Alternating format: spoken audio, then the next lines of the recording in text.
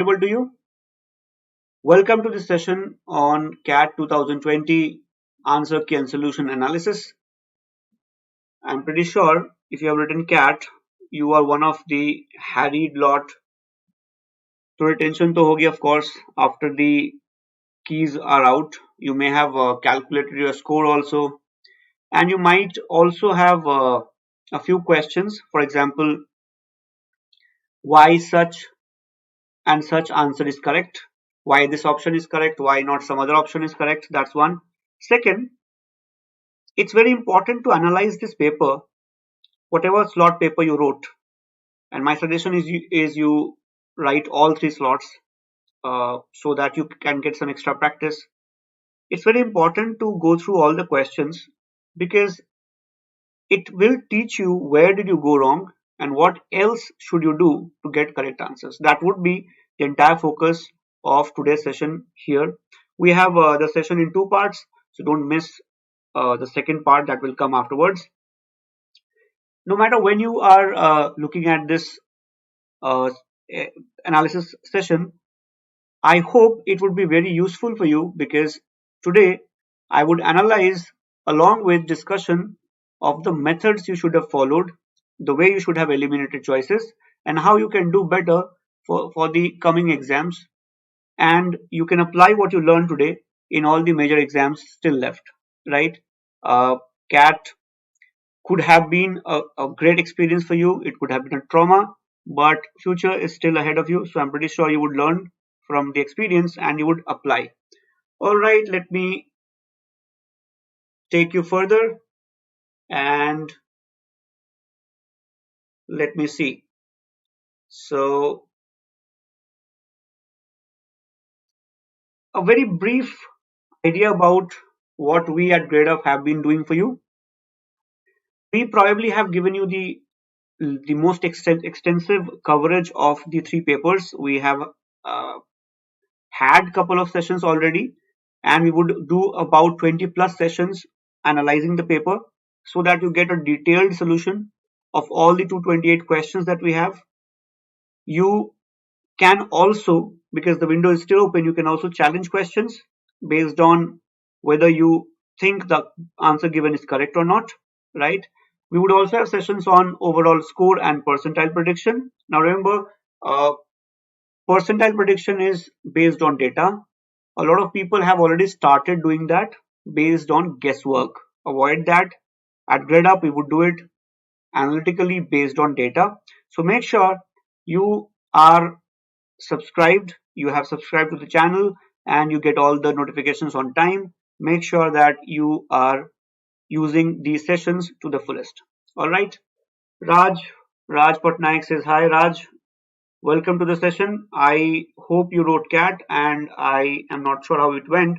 So how did it go, Raj? Let me quickly have a lowdown on that. Did it go your way? Because CAT से झटका तो लगता है लोगों को, right? लगा भी है this year, right? DILR, English, both have given tough time to people. All right. So in today's session, I would try to show you that the paper very clearly was well balanced. You could have done a good job. Maybe you made some mistakes. Let's not do the same mistakes again when we take up other papers. Correct? Moving on. This is the slide which tells you the upcoming events which are left. Very clearly, we have done a couple of sessions already. You should utilize them, use them to the maximum possible, and make sure that you are fully prepared for the papers which are still there, right? CAT may have been over, but your future is still there. Moving on, in the next 45 minutes or so, I would take you through the first 14 questions, okay? We are not doing the entire 26 questions in one go. We would do 14 first and then the rest later. My suggestion is that after you have done this session, when you start practicing for other exams, and if you are a 21 student, then probably the entire year, try to incorporate the discussion that we have today, the shortcuts, the elimination method, the interpretation techniques, you should try to incorporate all of that in your preparation. That's the whole idea behind the analysis, right? Now, if you have written this paper already, you would know that the paper was pretty balanced, as I said earlier. There was one heavyweight RC, of course, but RCs broadly were on the easier side. Elimination was doable. Of course, I would discuss the rest of the VA questions in the second slot, second part of this discussion. So more about that later. But if I look at the first few RCs, the first three RCs, you would notice that you couldn't really blame CAT for giving you tough RCs. You couldn't really say that बहुत मुश्किल RCs थे and मुझसे नहीं हुआ, right? RCs were language wise, I would say moderate. One RC, of course, was on the higher side, slightly more difficult. I would come to that also. Questions, at least in two RCs, were very doable. In the third RC, they went a little on the tougher side, but then what else do you expect in CAT, right? So if you are going through the sessions, you should be able to learn, incorporate in your strategy so that you can score really, really well in the coming exam. All right. All right. So let's move on. The first RC, if you look at the first RC, I honestly enjoyed reading the RCs in the third slot, right? They were pretty enjoyable because they actually gave us a lot of food for thought. They were from good sources, good non-fiction sources, and if you read them, they are as if the author is talking to you. That's what I felt in the first three RCs for sure. Okay, so let's have a quick discussion of the RC, very quick, maybe a 30-second slowdown, 30-second summary of the RC. You would notice that the author starts by saying, I have been following the economic crisis for more than 2 years now. Now read this line carefully, everyone. I have been following the economic crisis for more than 2 years now. There is one direct question from this line. And if you look at that question, you would probably think that there is something wrong with the question, because a question can't be this easy, right? You might waste your time thinking that am I dreaming? Is this for real? I hope CAT is not uh, pulling a prank, playing a prank, right? This is possible. For example, look at the question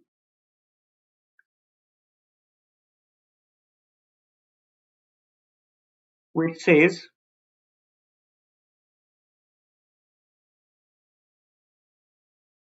look at the question number 3. It says, which one of the following, if true,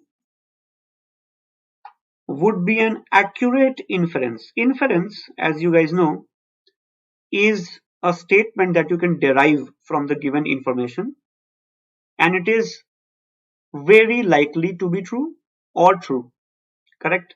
So it says, which of the following, if true, would be an accurate inference from the first sentence of the passage. What was the first sentence? I have been following the economic crisis for more than 2 years. So if I say I have been doing something for more than 2 years, I think it is obvious that I have not done it for less than 2 years. Now that's very funny actually. You would be like, ye kya hai? Like, I have been following the economic crisis for more than 2 years means I have not done it for less than 2 years. Right? Now look at the question. Which of the following would be an accurate inference from the first sentence? First sentence said, I have been following it for more than 2 years. Now look at option 3. It says, the author's preoccupation with the economic crisis is not less than 2 years. Now, if you were writing this paper, you might be like, ye choose karu answer, because you might feel, can CAT ask such an easy question? Tension hai kuch. But you can look at the other options. For example, and I have to find which of the following inference is correct. Look at the first option. It says the economic crisis outlasted the author's preoccupation with it. We have no information about it. The author is preoccupied with the economic crisis because he is being followed. Now, second is really funny. Does the first statement talk about being followed or not followed? He was following the economic crisis, not that he was being followed. So I hope you understand that sometimes CAT does ask you questions which are absolutely easy, but we sometimes interpret them either wrongly or we think the question can't be this easy. So kuch garbad hai, right? Look at the fourth option. It says the author has witnessed many economic crises by traveling a lot for 2 years.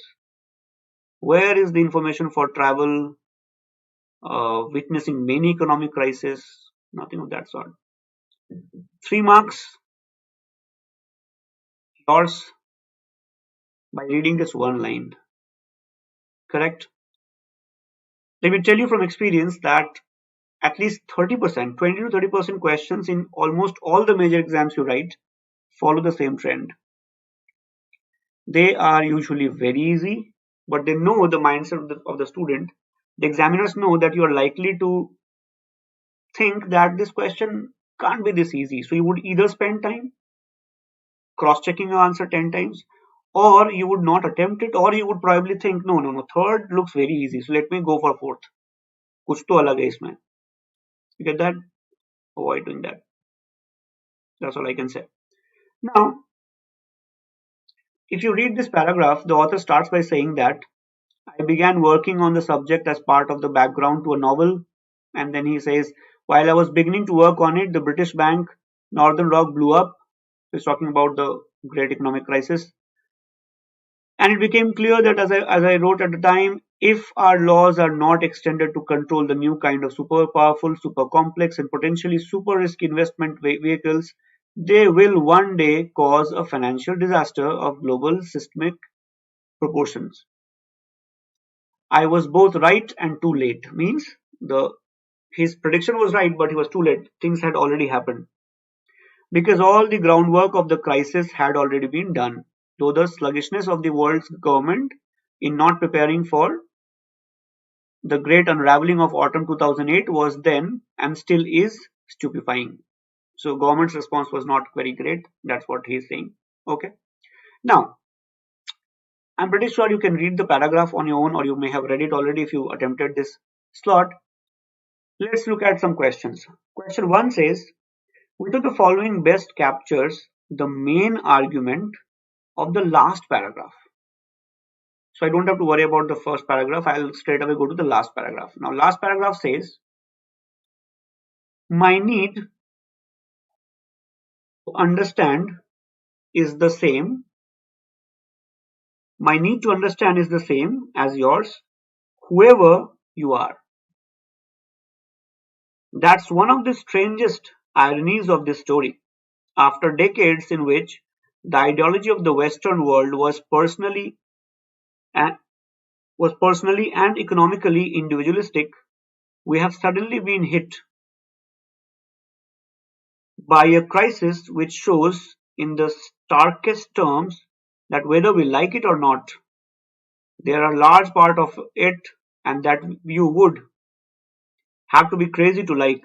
We are all in this together. I think this line makes it very obvious, no? That whether you like it or not, in this kind of a crisis, we are all in it together. Means we are all part of it. We would all face the consequences. Correct? Now read further. The aftermath of the crisis is going to dominate the economics and politics of our societies for at least a decade to come, and perhaps longer. If I read the last paragraph and if I meet the author somewhere on the street and if I say, hello author, can you please tell me last paragraph mein kya bola? Don't you think the author would say, I was trying to say that, listen, we are all in it together. We would all face the same problem. And we are going to face the problems for a long time to come, for sure. Correct? That's what we expect. All right, let's go to the question. Which of the following best captures the main argument of the last paragraph? Correct. First, let's look at the correct answer because we already know the correct answer given by Cat. It says the ideology of individualism must be set aside in order to deal with the crisis. Now look at the last argument paragraph. It said we are all in it together. Means what? हम सब साथ साथ हैं. Movie type. If we are all in it together, can we worry about ourselves alone? Individually worry कर सकते हैं? नहीं कर सकते. Which means the ideology of individualism will have to be discarded. हटाना पड़ेगा. Otherwise it won't work. Correct? So you can get direct answer very clearly. Look at the other choices quickly. In the decades to come, other ideologies will emerge. Was there any information about other ideologies and that too emerging? Whoever you are, you would be crazy to think that there is no crisis. The paragraph says, whoever you are, you would be crazy to think that we all are not together in this and not no crisis. So very clearly, option third is also out. Option fourth says, the aftermath of the crisis will strengthen the central ideology of individualism in the Western world. Exact opposite. Or at least the recommendation is exact opposite. The author recommends that listen, we are all together in this. So we better start taking care of each other and not worry about ourselves alone. काफी उल्टा लिखा है fourth option में. So naturally, if you eliminate, you can see that your answer still is second. A fairly easy question, correct? All right, moving on. Look at the second question. It says, according to the passage, the author is likely to be supportive of which of the following programs? Now we know broadly from reading the RC that the author has followed the crisis very carefully, and the author knows that, and the author recommends in fact that if we are not taking care of each other, we would be in trouble. We should know that we all are in this mess together और साथ साथ रहना है और fight करनी है. Correct? So naturally, he would probably agree to something of that sort. That's one possibility. Second possibility is whatever he criticizes or whatever he says is wrong in the passage, he would support something opposite to that. Whenever you do remember supportive kind of question, which of the following will author agree with, author would support, the correct answer would be something that either he was recommending or he was criticizing uska ulta. If he says X is good, he is likely to support it. Or if he says X is bad, then he would support something opposite to it. Or something that corrects X is bad. Correct? So now let's look at the choices. Option 1 says the complete. Now be very careful of extreme words. I would talk about this later also. Be very careful of extreme words, right? We need to cross-check 10 times whether extreme word has been supported by the author or not. Now option 1 says the complete nationalization. Nationalization basically means when government takes over industries and all. The complete nationalization of all, again another extreme word, financial institutions. Does he mention that? Nowhere. Does he intend to say that? Nowhere. Look at second. Economic policies that are most sensitively calibrated to the fluctuations of the market.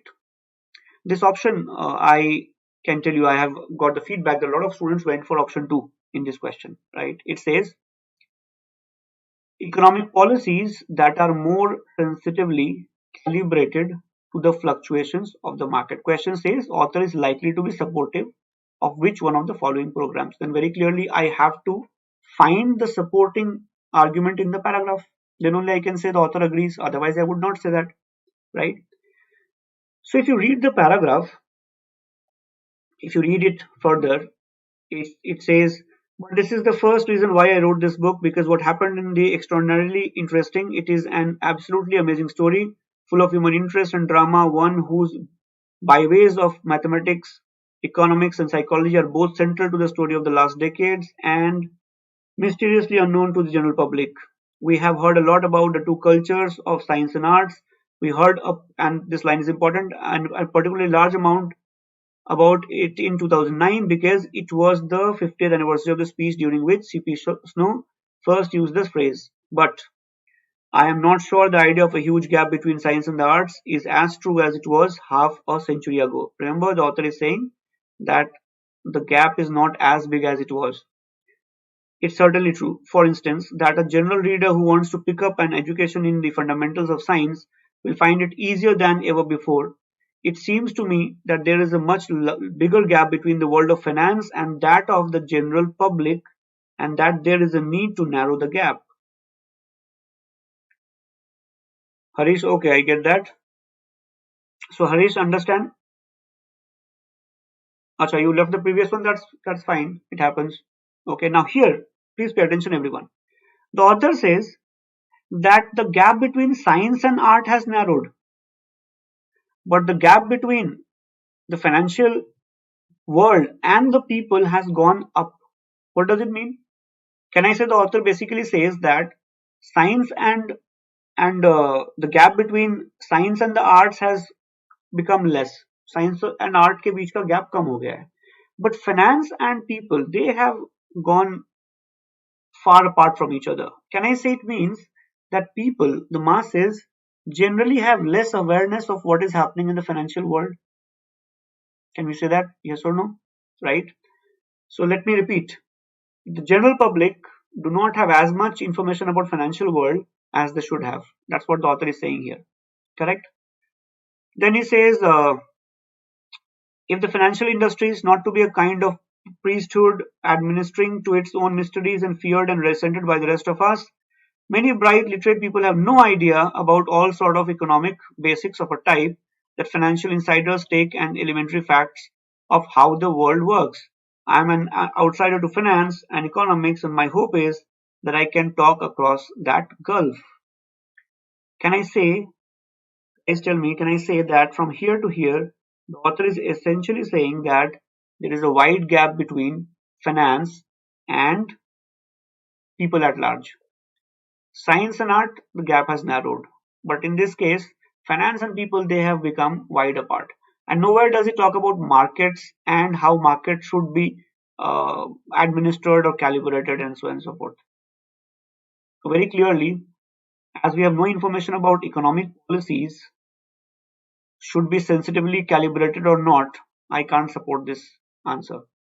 Right? Students actually went for this, quite a few went for this, saying that मुझे लगा सही है.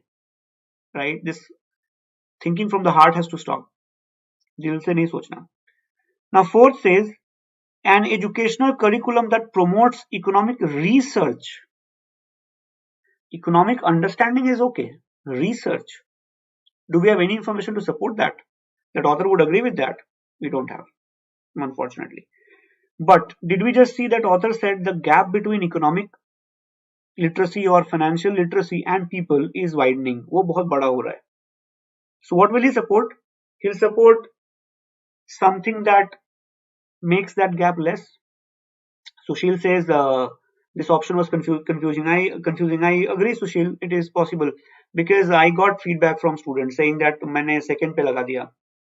Second may make sense otherwise. It may be a real world scenario, but it is not according to the passage. But read third now. An educational curriculum that promotes developing financial literacy in the masses. If the gap between financial knowledge and people is very wide, लोगों को पता ही नहीं है what is share market, how to save money, how to invest, then what should you do? What will the author say? Author will say we should have basic literacy, no? Literacy about finance. He is definitely going to support that. So he will not support research. He will not talk about market and economic policies, and he is not talking about nationalization of all financial institutions, for God's sake, right? But definitely he would agree to the third choice. Correct, Sushil? I hope it is clear to you. All right. Let's go to the next one. This one I have discussed. I discussed it in the first instance because it was a fairly easy question, right? Now, fourth one was a very interesting question because I very rarely see a question which says if false. Usually you always see a question saying if true. आदत पड़ जाती है if true वाली. And this one says if false. Whenever a question says if false, your job is very simple. Your job is to add a not to every option. That's it. सबसे पहले ये कर लो. Add a not to every option. खत्म. And then see whatever is the question asking. The question says support the author's claim. If false supports the author claims means पहले not add करो. Add a not first and then see if it supports author's claim. You already know author क्या बोलना चाहता है. Author's idea is very clear in your head. Correct? Now let's go to the answer first. Option third says the economic crisis was not a failure of collective action to rectify economic problems. इसमें पहले not add करते हैं. Let's add a not. So if I add a not here, can I say this not would be, if I add a not, this not would be out. Now read the option. The economic crisis was a failure of collective action to rectify economic problems. Do you remember the paragraph? The author says we all are together in it. Author says we failed together. So if we fail together, then whose failure is it? It's a collective action failure. Correct? So if I remove the not here, it is going with the author's flow. Right? Makes sense? Let's try with one more option. Let's try with option first. Most people are yet to gain any real understanding of the workings of the financial world. Right? We'll do that, Harish. Okay. So first, let's add not to this. Most people are yet to gain any real understanding. Okay. Change it to most people are yet to gain. को कर देते हैं. Let's change it to all people have real understanding. If all people have real understanding of working of financial world, do you think it would support author's claim? What do you think, guys? Did you understand the method of doing it? Learn how to do it because you can face such questions in other exams also. False means I have to negate the option. मैं इस पूरे part को हटा देता हूँ. Most people. Let me change most people to all people. Yet to gain would be have because I am negating it. All people have real understanding. If all people have real understanding, then author's claim would not be supported, no, because he says there is a gap between financial knowledge and people. Let's try fourth. For example, Harish is asking fourth. The huge gap between science and arts has steadily narrowed over time. Add a not. This statement actually is true, Harish. Do you understand? But I have to add a not to it. The huge gap between science and the arts has not steadily narrowed. Author said in the paragraph it has narrowed. But if I add a not, now will it support? Harish, do you understand why fourth option is not correct? Sentence given is actually correct, but I have to add a not, no? Falsify करना पड़ेगा ना? If I falsify it, this becomes wrong. You understand? Why this answer is not correct?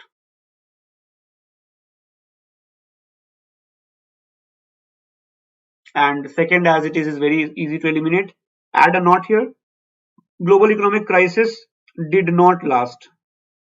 Now we don't even have any. We don't even have half a bit of knowledge about how long did it last. Very clearly. Yes, Harish, I know this. In this question, if you overlook false, then very clearly you would get it wrong. So second, as it is out. First is out. Fourth is out. So naturally, our answer is third. I hope you understood this. It was a good question for sure, right? A good question. So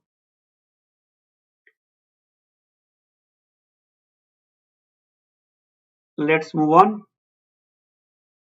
Whenever you are dealing with except questions, guys, be very careful. Except means that you are supposed to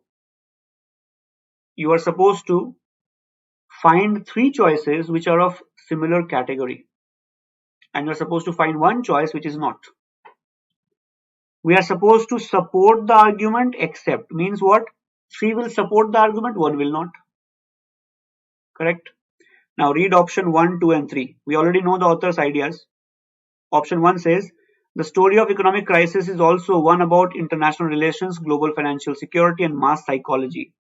If you read this part of the paragraph, he talks about all of this, right? How governments overlooked, they did not work, how people had no financial literacy and therefore they did not really do what they should have done, so on and so forth. Very clearly, first option supports the author's idea. Correct? Second says, the difficulty with understanding financial matters is that they have become so arcane. Yes, paragraph does say that. Paragraph says arcane means very difficult to understand. Author says the gap between people and financial knowledge is increasing, primarily because people can't understand. Arcane means difficult to understand. Option third says economic crisis could be averted, means you can save yourself from it, or it can be delayed, it can be deferred, delayed, or simply avoided. Economic crisis could be averted by changing prevailing ideologies and beliefs. Definitely.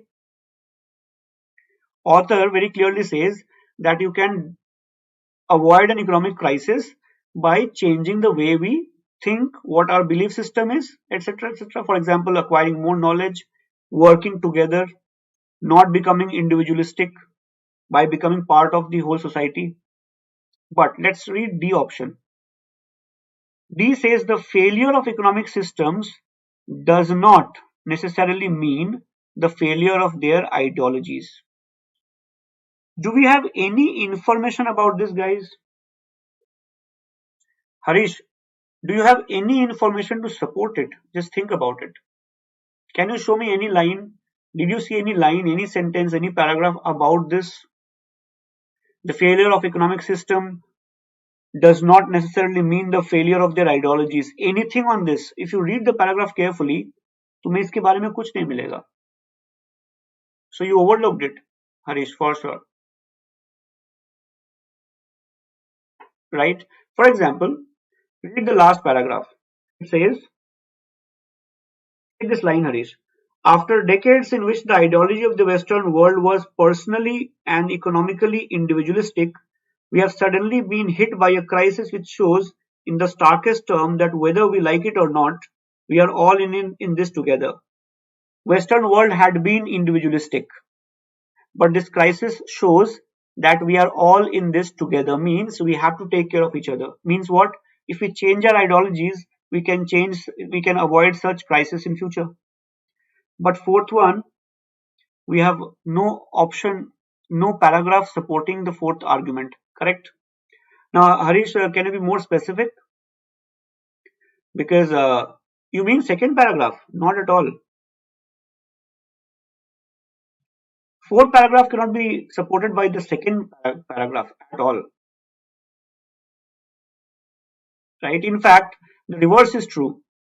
If economic system fails, it is primarily because your ideology failed. No? If communist system failed, economic system failed, it can be an example of communist ideology failing. No? So fourth, in fact, can be true. But does the paragraph support that? Correct? और हमें ढूंढना क्या है? Except. All I'm saying is, it can be true in real life, but paragraph में है. Paragraph में नहीं है. How do I support it? Always remember, these guys, when they create questions, they can sometimes give you options which are real life correct options. But we are supposed to answer, it says, as seen supporting the argument in the passage, not according to your real life examples. Correct? So it can sometimes be a failure, it can not be a failure, we do not know. Real life में हो भी सकता है, नहीं भी हो सकता, but according to paragraph we can't say anything. Okay, let's move on. The second paragraph I liked a lot, primarily because I was reading the book In fact, I'm about to finish the book, Humankind, uh, and this paragraph very suddenly came on that particular concept. The book Humankind is about the concept that humans are actually essentially kind. That is why we call humankind. I mean, that's what the author is saying. So the author says that, listen, people think that we humans are very nasty, we are very selfish, individualistic, but broadly we are not. And that's what this paragraph is talking about, right? If you read the paragraph quickly, it says, although one of the most contested concepts in political philosophy, human nature is something on which most people seem to agree. And what do people agree on? That human beings are negative. Correct? This was how the 17th century philosopher Thomas Hobbes conceived our natural state to be, believing that all that stood between us and violent anarchy was a strong state and firm leadership. But, following Hobbes, argues Bregman, we ensure that the negative view we have of human nature is reflected back at us. He instead puts his faith in Jean-Jacques Rousseau, the 18th century French thinker who famously declared that man was born free and it was civilization that put him in chains. Hobbes and Rousseau are seen as the two poles. Then he says he takes Rousseau's intuition and paints a picture of a pre-lapsarian ideal in which, for the better part of 3 lakh years, Homo sapiens lived a fulfilling life in harmony with nature. Then we discovered agriculture, and for the next 10,000 years, it was all property, war, greed, and injustice. So, can you realize, guys, what the paragraph is saying? The paragraph says that most of us believe that human beings are negative. Philosophers like Hobbes and Rousseau, they said that Hobbes actually said the humans are selfish, but Rousseau was opposite of that. And author says that it's agriculture which made us nastier, correct? And he's of course talking about Bregman. And then it says it was abandoning our nomadic lifestyle and then domesticating animals, says Bregman, that brought about infectious disease such as measles, smallpox, tuberculosis, malaria, cholera, and plague. This may be true.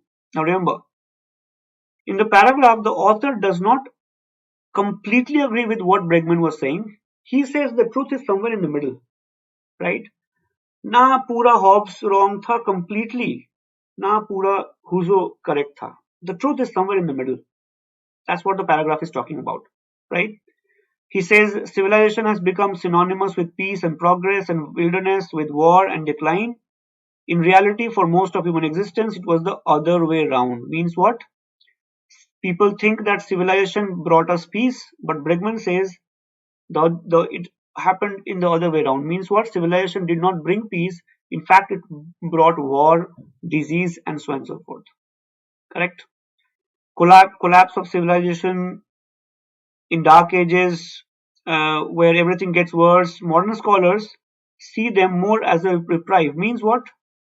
People think dark ages were all negative, but modern scholars think that dark ages were reprieve because they helped us in terms of flourishing of culture, and the enslaved gained their freedom.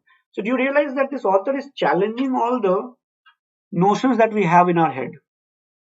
हमें क्या लगता है? Human beings in the jungles used to have a very nice, ideal lifestyle. And in jungles they used to live like savages and they used to fight with each other. War used to happen. And when civilization came, human beings became peaceful and civilized, and they stayed together. That is why you call civilization because people became civil. That's what people think. But this author is saying that's not true. Probably the reverse happened. When civilization came, people started fighting wars. They started domesticating animals, and diseases spread from one to another, right? And so on and so forth. So this paragraph is pretty interesting to read. The book it talks about is a very interesting book. I recommend you read such books because this cat paper very clearly shows that you should have a very wide reading habit. Read everything and anything: polity, science, literature, arts, history, nuclear physics, if you want to. It can be anything, right? But people tend to think that reading only Chetan Bhagat would be enough. It can be entertaining, but not enough, right? So you take that from this paper. So let's move on to the questions, because I presume you have read the paragraph. The author has differing views from Bregman regarding. The author does not completely agree with Bregman, that we know. Correct? Read this line, everyone. He says that, argues Bregman, he instead puts his faith in Jean-Jacques Rousseau's 18th century French philosopher, who famously declared that man was born free and was civilization, with its coercive powers, social classes, and restrictive laws, put him in chains. He instead puts his faith, right? Means what? That Bregman agreed with Rousseau's point of view that man was born free, but civilization enslaved him. Correct? And question says, the author has differing view from Bregman regarding. Now, if I read the paragraph properly, it says, Hobbes and Rousseau are seen as the two poles of the human nature argument, and it is no surprise that Bregman strongly sides with the Frenchman, means Rousseau. He takes Rousseau's intuition and paints a picture of prelapsarian ideal. Prelapsarian means a time when human beings had no knowledge as such, of they did not commit the original sin, and they were living in a very innocent era. Correct? In which, for the better part of 3 lakh years, Homo sapiens lived a fulfilling life in harmony with nature. Then we discovered agriculture, and for the next 10,000 years, it was all property, war, greed, and injustice. So that's what Bregman is agreeing with Rousseau. Bregman is agreeing with Rousseau. But we have to find out, what does the author think. Correct? It says, it was abandoning our nomadic lifestyle and then domesticating animals that brought these diseases. Then he says, this may be true. The moment an author says XYZ says ABC, and then he says this may be true, chances are very high that this guy is going to disagree. Yes or no? The moment in Hindi, as we say, the moment you say आपका कहना सही है, you're likely to disagree इसके बाद. Yes or no? This may be true, but what Bregman never really seems to get to grips with is that pathogens were not the only things that grew with agriculture. So did the number of humans. Means what? Civilization did not really bring all the problems you're talking about, right? With agriculture, human beings also grew, right? And that is why the life became great deal more complex and knowledge far more extensive when there are settlements of many thousands. Correct? Then he says, civilization has become synonymous with peace and progress, with wilderness, with war and decline, writes Bregman. In reality, for most of human existence, it was the other way round. Whereas traditional history depicts the collapse of civilization, very clearly this was an era of reprieve, modern scholars ऐसा कहते हैं, in which the enslaved gained their freedom and culture flourished. Like much else in this book, the truth is probably somewhere between the two stated positions. I told you so. Bregman की बात कहने के बाद the author says he may be okay, he may be correct. Then he says truth is somewhere in between. What does it mean? Can we say that this author somewhere does not agree? He somewhere is going to go against what Bregman was saying, and Bregman agreed with Rousseau. And what did Rousseau agree with? Rousseau said that man was born free, but civilization made him a slave. And this guy very clearly disagrees to it. So what would the author say? Author would say, no, you are wrong. Civilization does not make us slave. It is not that bad. Come on. Right? Now look at the options. The author has differing views from Bregman. A propertyless mode of living being socially harmonious. We have no information about this. The role of pathogens in the spread of infectious disease. We can't really say that he disagreed with this. In fact, he kind of agrees. The role of agriculture in advancement of knowledge. Now, he does talk about it, but nowhere there is a clear-cut link between the two, right? Agriculture's role and advancement of knowledge. He just mentions it once, right? He says that life becomes a great deal more complex and knowledge far more extensive when there are settlements of many thousands. And agriculture की बात भी वो करता है, but he doesn't really talk about it in terms of disagreeing with Bregman. But this is one very clear-cut point where he says he may be true, but the truth is somewhere in the middle. Bregman agrees with Huzo. Huzo says civilization made us restricted, and this guy says truth is somewhere in the middle. So do we agree that very clearly he is likely to disagree with Huzo on this? Correct. So very clearly in this case, the answer would go for fourth. Harish, you marked third. I hope you understand that these two words are mentioned, but this is not where they disagree. We have to find out the disagreement, right? Disagreement is only on this word or this line. Correct? Moving on. According to the author, the main reason why Bregman contrasts life in pre-agricultural societies with agricultural societies is two. Main reason why Bregman contrasts life in pre-agricultural societies with agricultural societies.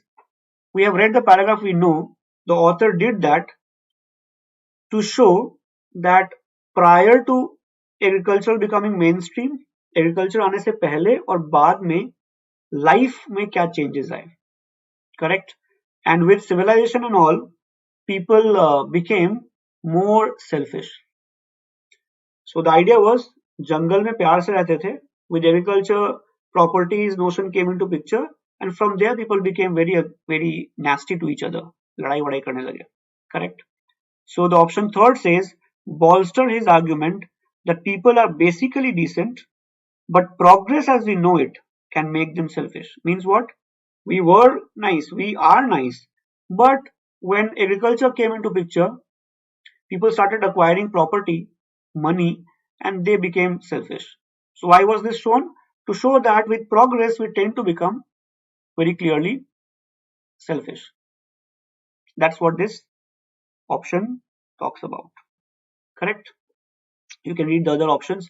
Other options are very clearly easily manageable. They can be easily eliminated. Look at words like environmentally conscious. That's not the focus of the argument anywhere. Advocate the promotion of less complex societies. The author, Bregman, does not do it to promote less complex or more complex societies. That's not the notion anywhere. Highlight the enormous impact that settled farming had on population growth. Though this has been mentioned, but this enormous impact is not the reason why Bregman compares both. He compares it to show the nature of human being, how it changes from one to another. So very clearly these three options are easily removable. You can remove them very easily. Correct? Moving on. This one again is quite doable. It says, according to the passage, the collapse of civilization is viewed by Bregman. I just showed you the answer, in fact. Here it says, modern scholars, he claims, he means Bregman, see them more as a reprieve, in which the enslaved gain their freedom and culture flourishes, the Dark Ages, which is about collapse of civilization. So जो collapse of civilization की बात हो रही है, that shows Dark Ages, or that's Dark Ages what they're talking about. People say it was a bad phase, but modern scholars say that no, during that time actually things went positive. Cultures flourished, people gained their freedom, right? Now look at the question. According to the passage, the collapse of civilization is viewed by Bregman as he viewed it positively. Correct? Option 1 says regression. Out. Resulting from a breakdown in the veneer of human nature. He views it positively. Veneer of human nature's breakdown means human nature का mask जब break होता है तो ये निकल के आता है. Whereas it said it was a good time. Things went positive. A temporary phase which can be rectified by social action. You rectify something which is wrong. Bregman said it was nice. It was a good thing. Now look at option B. A time that enables changes in societies and cultures. Enabling is a positive word. So Bregman thought collapse of civilization, which is represented by dark ages, was a good time. It actually showed positive changes in society. So this was a pretty doable question. Correct? Correct, Harish. That's correct. Very correct. Moving on. This question has double negative. Be very careful. ये आसान भी है, मुश्किल भी है. It says, none of the following views is expressed in the passage except. Means, none expressed except means 3 of them will not be expressed, but 1 would be expressed. तो 3 मुझे eliminate करना है, जो बचेगा is the correct answer. You understand? 3 will not be expressed, 1 will be expressed. So option 1 says, the author of the review believes in the veneer theory. He mentions veneer theory here, but very clearly he talks about it, but he does not really agree to it, right? And he in fact says that we can't really say that that is true. That's the whole idea. So option 1 is out. Option B says Hobbes and Husserl disagreed on the fundamental nature of humans, but both believed in the need of a strong state. Hobbes believed in it for sure, that's given. Husserl in fact was against it. So this is totally out. Option 3 says Bregman agrees with Hobbes that firm leadership is needed. Hobbes did talk about this, but Bregman agreed with it. In fact, he sided with the Frenchman. Remember?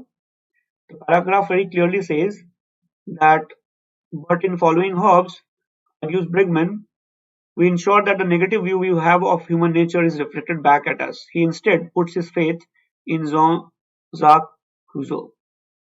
So he's against Hobbes for sure. He does not agree. Correct? ये तो Hobbes का दुश्मन था. Agree नहीं कर सकता. So this is out. Now let's look at the fourth one. Most people agree with Hobbes' pessimistic view of human nature. If you read the paragraph first, it says, although one of the most contested concepts, human nature is something which most people seem to agree. By and large, according to Roger Bregman in his new book, Humankind, we have a rather pessimistic view. Which means most of us think that human beings are essentially selfish and narrow-minded and whatnot. And that is why we look at each other with suspicion. Fairly direct question. Correct? Most people agree with Hobbes' pessimistic view of human nature as being intrinsically untrustworthy and selfish. This becomes the correct answer. Get that? Quite doable paragraphs, broadly interesting. The third one, of course, was heavyweight. Why would I say heavyweight? Because the language was difficult. For most of us, it can be a difficult one. And the moment I saw Edward Said's name here, I knew that this paragraph is going to create problem. ये तकलीफ देगा, बहुत दुखी करने वाला है, right? But the paragraph itself, the passage itself is not very hard to understand. It has 3 very, very clear-cut parts. I'll be very quick here, right? The first part talks about how mode of transportation ensured that travel experiences were different for different people. And it's a very interesting thought. Just think about it. You travel by bike, I travel by cycle, my friend travels by car, and Mark Zuckerberg travels by private jet. Correct? Would we have similar experiences? Not necessarily. In fact, not at all. Cycle wala, nobody cares about. Bike wala would go anywhere, would have wind in his hair or her hair. Private jet would be a plus, different kind of experience, exquisite experience. So the first paragraph says that as mode of transport, the mode of transport reflects or affects the travel experience. And then it says in US history, uh, roads in short that people had a very different kind of experience when they used to started traveling using bikes and cars and all. So it says such narratives highlight the experiences of mostly male protagonists discovering themselves on their journeys. आजकल India में अभी भी करते हैं people, right? They buy an Enfield bike and they go to Ladakh and they come back and they're like, oh, I have discovered myself. थोड़ा अभी भी चलता है इंडिया में. So this is what used to happen probably 80, 90 years back in US, emphasizing the independence of road travel and the value of rural folk traditions. So the first part says that mode of transportation decided the kind of experience you had. Okay. Then the second part becomes a little heavy. A second part sort of solid punch hai, right? Heavyweight knockout punch. It essentially talks about how, I'll just read relevant parts only, not the entire thing. It says, travel writers' description of foreign places have been analyzed as attempt to validate, promote, or challenge the ideologies and practices of colonial or imperial domination and expansion. Marie-Louise Pratt's study of the genres and conventions of 18th and 19th century exploration, narratives about the South America and Africa, for example, the monarch of all I survey, Troop offered ways of thinking about travel writing as embedded within relations of power between metropole and periphery, as Edward Said's theories of representation and cultural imperialism. Paragraph here becomes a little tricky. Essentially, it is saying that the writing of those eras can be used to analyze and figure out the relation between colonial and imperial system and the people who were governed by them. The relation between the two can be figured out by analyzing, reading the writings of that era. Correct? Then it says, read this line, this is a very important line. It says, particularly Said's book Orientalism helped scholars understand ways in which representations of people in travel texts were intimately bound up with notions of self. In this case, that the Occident is Western world, defined itself through essentialist, ethnocentric and racist representation of the Orient. Orient is the Eastern world. Said's work became a model for demonstrating cultural forms of imperialism. Said's work became a mode. Side के work के through आप demonstrate कर सकते थे cultural forms of imperialism. Imperialism is when one country dominates the other. Correct? In travel texts. So what Said did was he demonstrated that cultural forms of imperialism के जो अपने cultural notions हैं, cultural understanding है, cultural thinking है, that can be demonstrated. That was demonstrated through Said's work, right? And then showing how the political, this line is very important, political, economic and administrative fact of dominance relies on legitimating discourses such as those articulated through travel writing. Means the author is saying that his work showed, उसके काम ने, Edward Said के work ने दिखाया that political, economic and administrative dominance जो western power करते थे, they were justified through travel writing, in short. So can I say that these last lines are saying that Edward Said showed that the domination by imperialistic powers was justified through writing. Simple funda. Through writing. What kind of writing? Travel writing. Right? Just understand this much. Vocab is very hard here, I understand, and language also is very hard. Then paragraph changes track again, big time. And then it starts talking about those females who went away, mostly with their spouses, and how the feministic studies of those writings show that men were shown as explorers in those writings and women as travelers. You see the difference? Men as explorers take more risk, they go to unknown places. Women only traveler, going, getting some pictures clicked.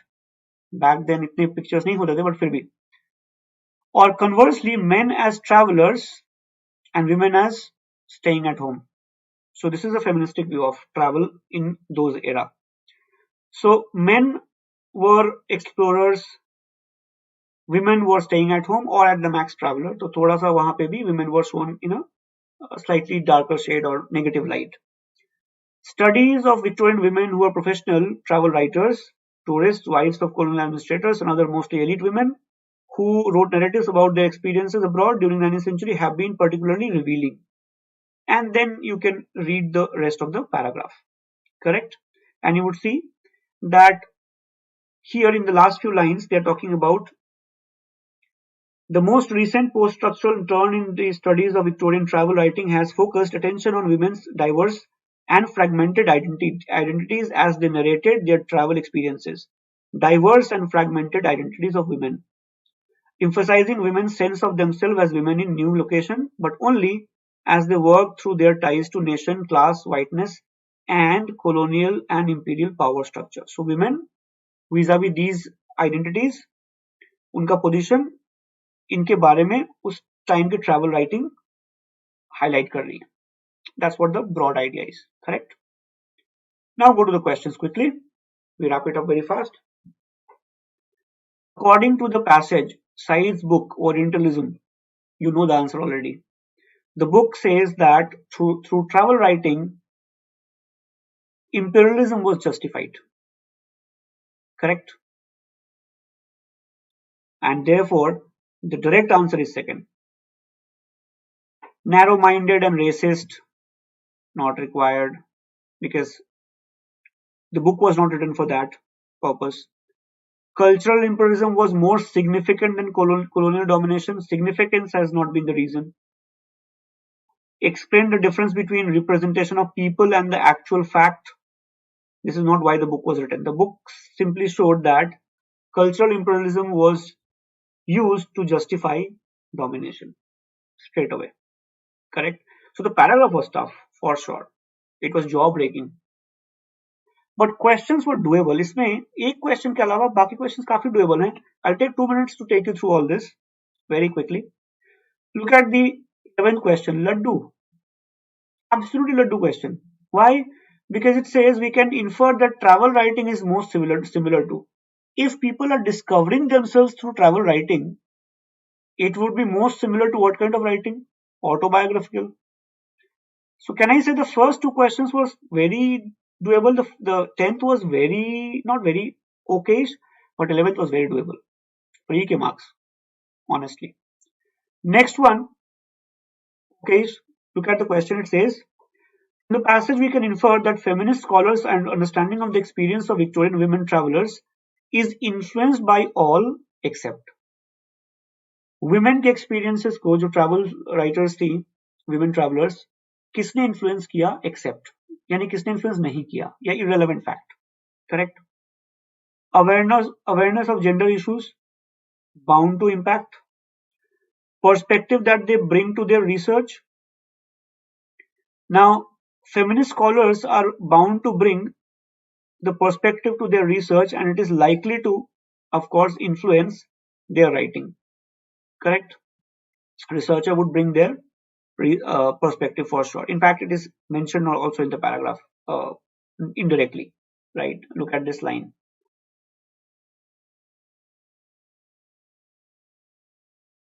Such questions are worked through ideological construct.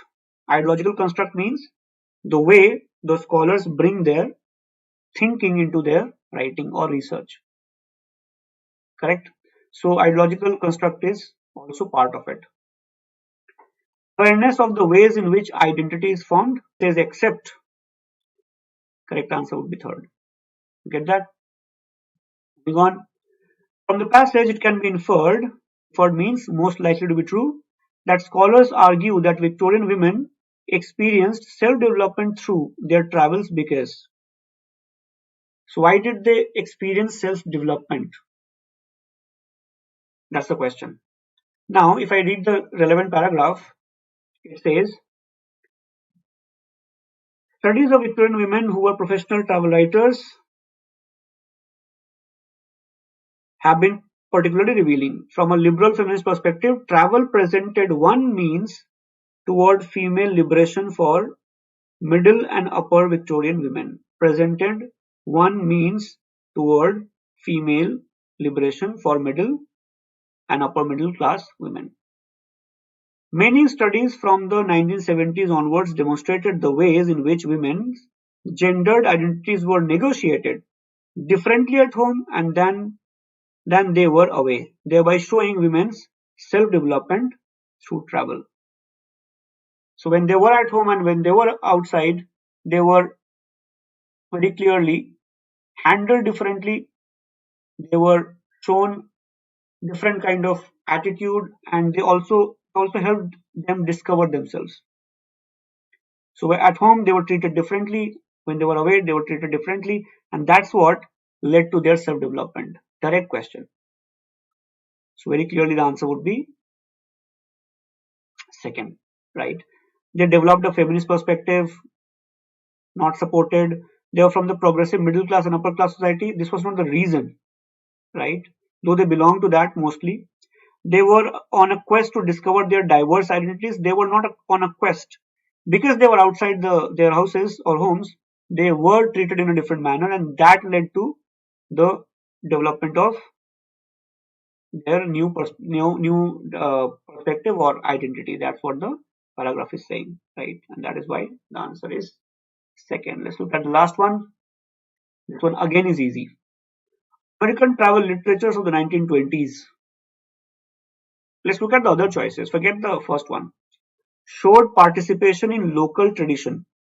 Now, a lot of students in this question have told me that, sir, in the first paragraph I saw this word and मैंने इसे mark कर दिया.